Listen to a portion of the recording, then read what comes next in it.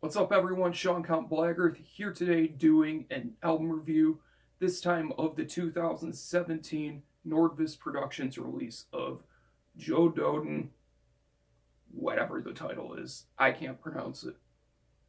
The title does translate to Sitting in the Lake with Water Above Your Head, and JoDöden is one of the members of Whirling and Sorgeldom. I will be completely honest, I know nothing about JoDöden's previous work or anything like that, so I went into this album completely blind. This album was a album that won the polling for what I should review next. It tied with the latest Cradle of Filth, so hence I am doing this review. If you want to say what I review next, link will be down below. So my first impressions of hearing JoDöden is, what the hell is this? I'm going to be completely honest with you. This album is extremely weird. It's not like the kind of weird that is off-putting, but it's the kind of weird that makes you kind of scratch your head and say, is this an album or a compilation? And I'll kind of explain what I mean. When I say it's weird, I don't mean that it's something that's going to turn you off, but it's weird to the point where I can't pinpoint what he's going for, but I like the ideas of everything. The best way I could really describe this album is it's a sort of neo-folk, dark folk approach to avant-garde black metal, but the black metal is pretty minimal throughout this record.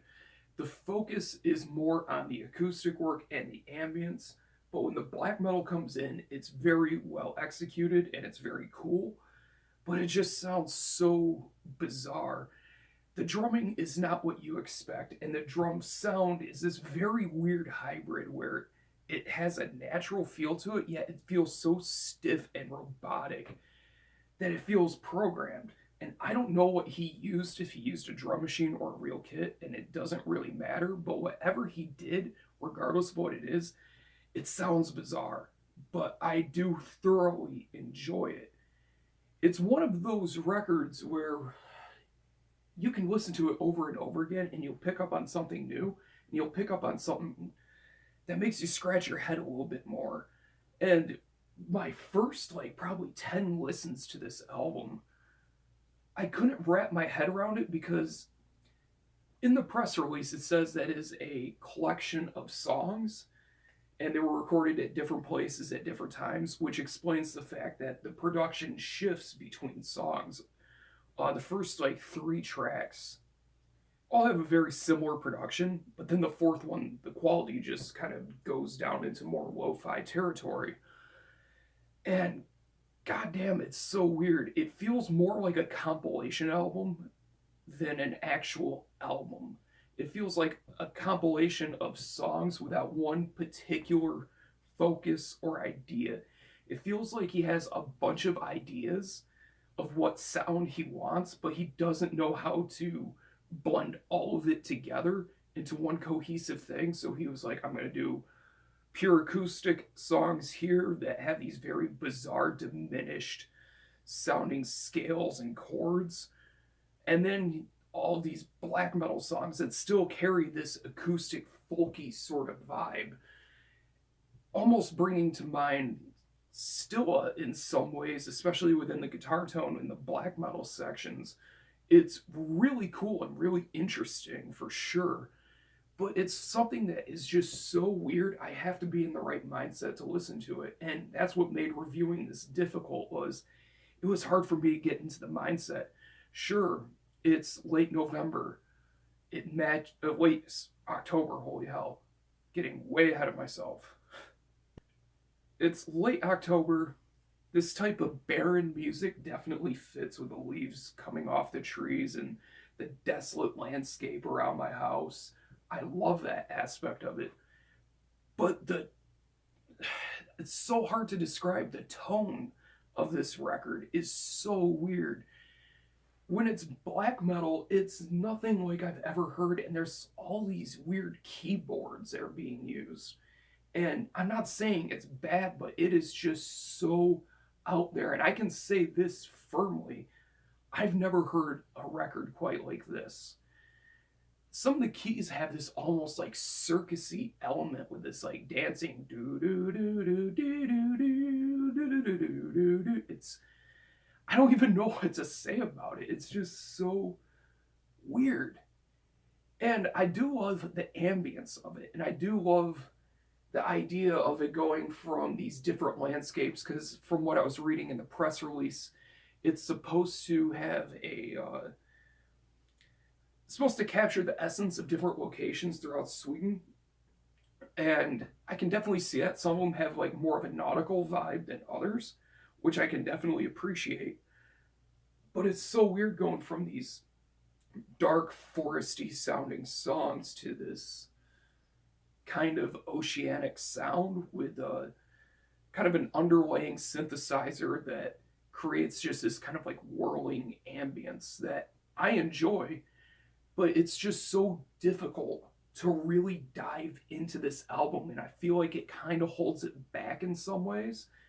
But if you want something that is truly different than anything else out there, I highly recommend this album. This isn't for somebody that just wants a single cohesive listen that is going to be a total experience from front to back that provides the same atmosphere from front to back. You're not going to get that. If you're wanting to go on a journey with each individual song, this is an album for you. The thing is each song takes you on a completely different journey, and you never really end up in one particular destination. There's that final track is a Burzum cover, and he picked the second track off Dottie Balders, which I think is a really cool idea, and that kind of shows to you what kind of bizarre shit lies within this album, that he would pick one of the least popular Burzum albums to do a cover of. And that's really cool, and I highly respect that. It's just, to me, this album is something you gotta be in the right mood for. And if you're not in the mood for it, it's almost grating. But if you are in the mood for it, it's absolutely killer. I was in the right mood tonight when I listened to it again, and I'm gonna say this, it was killer tonight. But tomorrow it may not be. The vocals too are something I forgot to talk about that I have to, and the bass. I can't believe I forgot to talk about it. The vocals have this very snarling sound that reminds me of Leviathan, oddly enough, with that really effect heavy groaning, croning vocal. And it provides, once again, this other level of just weirdness to an already kind of bizarre album. But the bass work is super cool. I have no gripes with the bass work. I think the bass work follows everything perfect, and I love the tone for some of the songs, and others it just completely changes. I can't say for sure if I understand the point of this record. I really don't know if I can. I don't know if I can say boldly that this is an album that doesn't really go anywhere, because I don't know what the intent of this album was. I feel like, though, for my personal opinion, even if he kept the weirdness of it and made it more cohesive, where songs flowed into each other instead of being so abrupt, I would have loved this a lot more. And I feel like if he actually sat down and tried to craft a true full-length record, utilizing all these elements but making it flow, this would be killer. I think that this would be a fucking fantastic album, but as it is, it's something that is almost a challenge to get through, but it's a fun challenge to get through. For a score, I'm giving this a 7.5 out of 10. If you're in the right mood for it, it goes up to like 8 to 9. It's that good, but if you're not, it will drop well below that. It's something that you need to be in the right mindset for. Don't go into this thinking it's going to be a dark folk record. Don't go into this thinking it's going to be black metal. Go into this just knowing that it's going to be weird and it's going to be a journey of some sort.